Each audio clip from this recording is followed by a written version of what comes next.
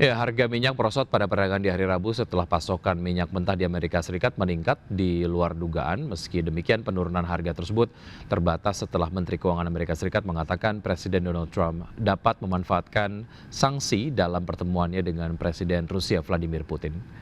Minyak mentah berjangka Brent ditutup turun 0,74% ke level 65,63 dolar Amerika per barrel, sementara minyak mentah berjangka West Texas Intermediate melemah 0,82% menjadi 62,65 dolar Amerika per barrel. Adapun menurut Badan Informasi Energi atau EIA, stok minyak mentah Amerika Serikat melonjak 3 juta barrel menjadi 426,7 juta barrel. Menurut EIA, net impor minyak mentah Amerika pada pekan lalu naik sebesar 699 ribu barrel per hari. Sementara itu, sentimen lain datang dari Trump yang diperkirakan bertemu dengan Putin di Alaska pada hari Jumat ini untuk membahas upaya mengakhiri perang Rusia di Ukraina. Menteri Keuangan Amerika Serikat Scott Bessent mengatakan sanksi atau tarif sekunder dapat dinaikkan jika pertemuan tersebut tidak berjalan dengan baik dan mendesak para pemimpin Eropa untuk juga memanfaatkan sanksi.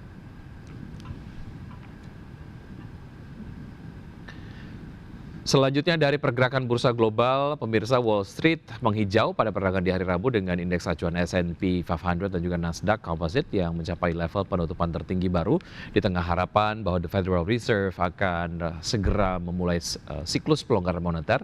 Namun pasar mencerminkan pelemahan beberapa saham teknologi setelah kenaikan kuat di hari sebelumnya. Kita lihat data selengkapnya untuk penutupan bursa Amerika Serikat. Dow Jones Industrial Average ditutup melonjak 1,04% menjadi 44.922.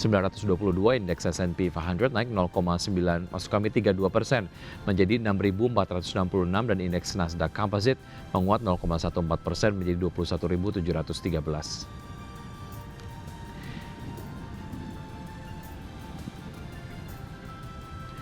Ya, sementara itu bursa ekuitas Eropa menyentuh level tertinggi hampir 2 minggu didorong kenaikan saham healthcare dan juga teknologi karena ekspektasi yang hampir pasti bahwa The Fed akan memangkas suku bunga bulan depan. Indeks Stoxx 600 ditutup menguat 0,54% menjadi 550,85. Indeks DAX Jerman ditutup menguat 0,67% menjadi 24.185 dan indeks FTSE 100 Inggris naik 0,19% menjadi 9.165.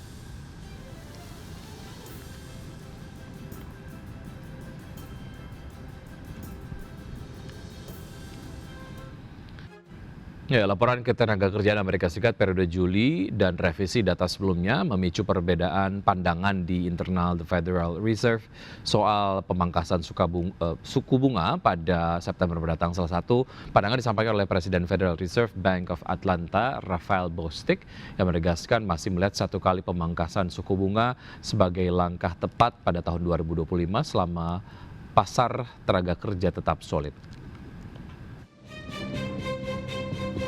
Laporan ketenagakerjaan Amerika Serikat pada bulan Juli yang melemah dan revisi data sebelumnya memicu perbedaan pandangan di internal The Federal Reserve soal pemangkasan suku bunga pada pertemuan September mendatang.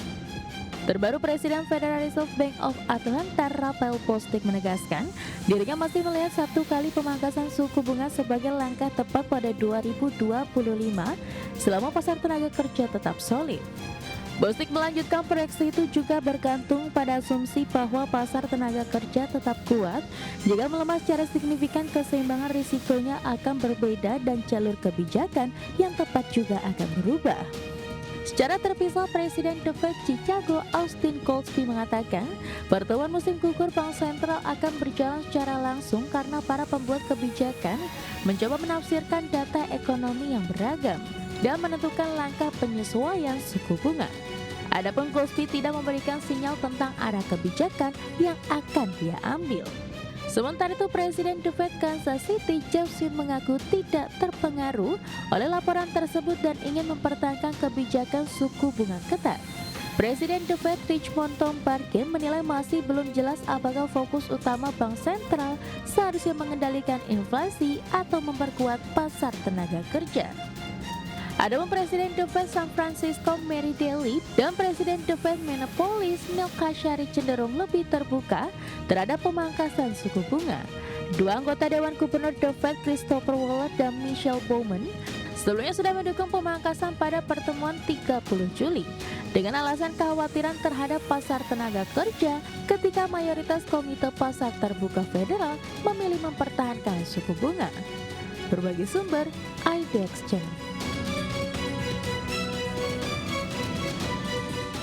Terima kasih Anda masih bergabung sama kami. Pemirsa, indeks harga saham gabungan atau IHSG kembali ditutup menguat signifikan di hari Rabu dengan menembus level 7.900 dan mendekati level tertinggi sepanjang masa, yaitu di level 7.910,86. Penguatan IHSG ditopang melesatnya saham big caps dan saham konglomerasi. Indeks harga saham gabungan ditutup menguat signifikan 1,30% ke level 7.892,911 di perdagangan Rabu. Secara intraday, IHSG sempat melesat ke level 7.903,053 dengan mencoba mendekati level tertinggi sepanjang masa di level 7.910,86 di 2024 lalu dan mencoba mendekati level 8.000. Kenaikan IHSG ditopang oleh 9 indeks sektoral dengan 3 sektor dengan penguatan terbesar IDX Tekno melesat di 3,98%, IDX Health naik 1,56%, dan IDX Property melaju di 1,49%. Penguatan IHSG ditopang saham konglomerasi dan saham big cap. Saham DCII yang sempat menjadi beban IHSG usai suspensi dibuka dan masuk ke papan pemantauan khusus ditutup melesat 10% di level Rp306.075 per saham dengan kontribusi 30 indeks poin ke IHSG dan jadi penopang utama.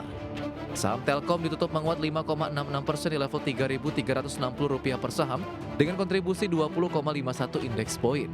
Lalu saham DSSA melesat 5,86% ke level Rp88.500 per saham dengan kontribusi 18,78 indeks poin.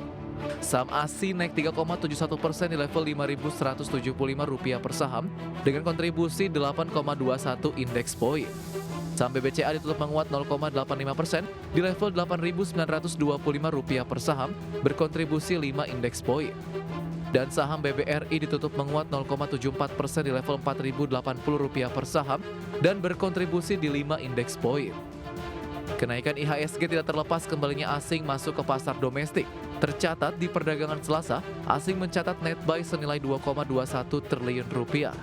Di sisi lain, pasar keuangan tanah air di perdagangan Rabu masih mendapat gairah positif dari hasil inflasi Amerika periode Juli 2025 yang lebih baik dari perkiraan, membuka peluang penurunan suku bunga The Fed di bulan depan semakin lebar. Berbagai sumber IDX Channel.